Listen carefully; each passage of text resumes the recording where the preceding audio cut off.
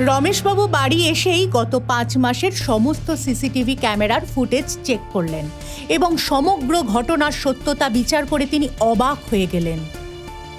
আশ্চর্য, তার মানে অহনার সব কথাই সত্যি। গত 5 মাসে বাইরের থেকে কোনো ছেলেই বাড়িতে আসেনি, এমনকি অহনা বাড়ির বাইরে পর্যন্ত বেরোয়নি।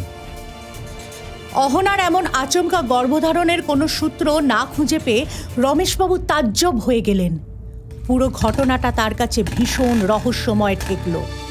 অহনা তার প্রেগন্যান্সির কারণে নিজেকে সকলের থেকে আড়াল করে রেখেছিল। মানুষের সঙ্গে দেখা সাক্ষাৎ, মেলামেশা একেবারে বন্ধ করে দিয়েছিল সে। কেবল তার শরীরের মধ্যে বেড়ে ওঠা সেই নিষ্পাপ শিশুটির সঙ্গে আপন মনে কথা বলতো। অহনা!